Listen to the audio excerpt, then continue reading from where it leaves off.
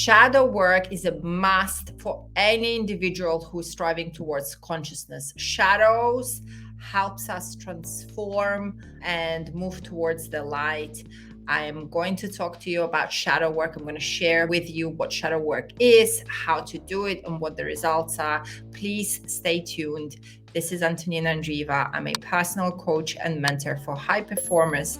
I help my clients find creative solutions and lead them out of their personal crises. Shadow is a part of our personality that we essentially disowned, something that we labeled as bad or wrong. It is a part that is essential to our wholeness, but for whatever reason, usually found in childhood, you have disconnected from that part. Imagine cutting off a limb. So you're still a person, but you're missing a vital part of yourself. Same with shadow. When you disown something, it continues living independent of you. It still has access to you, but you are not aware of it. So in a way, you don't feel whole, but that part is still lurking in the background, or it's still drawing from you, like laggy software, right? Sometimes when we spend too much on the phone, or when there is a new iOS that came out, what happens to our phone? Our phone gets laggy. Apps slow down, pages do not download as fast. Same with shadow. There's a disowned part of yourself that lives in the basement, that's been locked up. The key has been thrown away. And as you grow, as you develop, as you mature, this part is a vital component to the whole you. Yet you don't know it. You don't have access to it because you have forgotten it's there.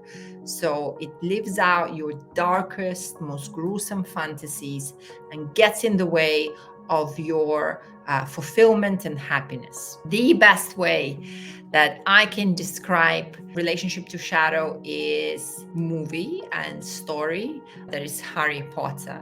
To me, Harry Potter is the disowned aspect of a little boy that lives behind locked doors with his adopted family. The way he looks after himself is he makes up these stories about what magic is and how magical he is. The reason being is because boys after a certain age are not encouraged to develop their creativity, their imagination, are more promoted for being doers, for being good, for behaving neatly and in a way that society accepts. So very often after a certain age, that part of boy psyche gets locked away in a dark basement. A talented guy who may be not good in some of traditional subjects, so you find him daydreaming, or perhaps the opposite, acting out, and he's often gets called up by the teacher, gets berated for his behavior, whether it's being far away with the fairies or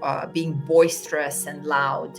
And so what happens as a result of that part of their personality gets locked away, put away, and a fractured part, the good boy, the conditional goodness gets promoted instead. So later on, how that shows up for a mature male, he has no concept of what imagination is. He cannot connect with his creativity and ideas. He cannot feel fully. He's not able to go beyond what is here now, what is real. And it's very beautiful to see in work with clients when they reconnect to that part of themselves, because they often report seeing things in a brighter light, the colors being more rich and full. They report having connection with nature. They report having taste for life and experience pleasure, sometimes for the first time in their existence. They activate and they get in touch with their own magician. A magician is an archetype in male psyche that can make things possible, that can collapse times, that can accelerate something from just being a concept into the idea, that can create possibility out of impossibility that can solve complex issues. And it's most beautiful, most rewarding, gorgeous work connecting men to their own magical self, to their own magician. Or shadow work for beginners. Amazing thing to look for are things that trigger you in other people. So things that annoy you, things that anger you, things that activate some sort of a response. Because remember, the other person can only mirror what exists within you. So if jealousy, envy are all great markers and all great emotions that point to the other person having or being in possession or being in charge of something that you haven't got access to. So I would start there. Make a list of things that annoy you, that anger you, that trigger envy, jealousy, lust, and all of those kinds of wrong emotions. And you will find a lot of potential there for yourself. Second thing is understanding or tracing back, where did you first start denying yourself access to both those emotions and those states. So very often when we are triggered, when we are activated and we have an emotional response to something, which points to us not being in possession or being in charge of that thing.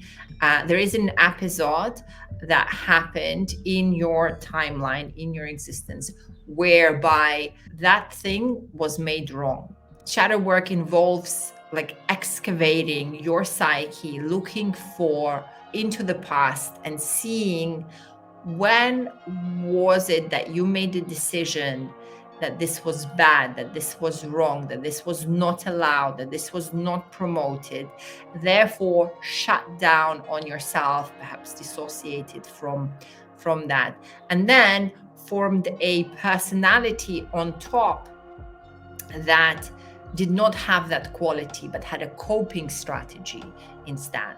This would be the second sort of part of the work that we do with clients. And then the third part is really once those episodes, those bits are found, is bringing them out in a safe environment and kind of inviting them to play with us. So really bringing them into the picture and then understanding how that actually helps you and promotes a feeling of wholeness and a sense of belonging within yourself. I would say journaling is a great tool for self-reflection. Meditation or shamanic journeying is another great way to activate and call back the fractured soul parts of yourself.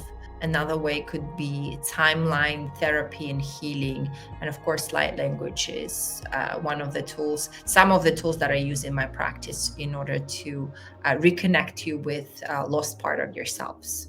Thank you for watching. I'm Antonina Andreeva. I'm a personal coach and mentor for high performers. I help my clients find creative solutions out of personal crisis.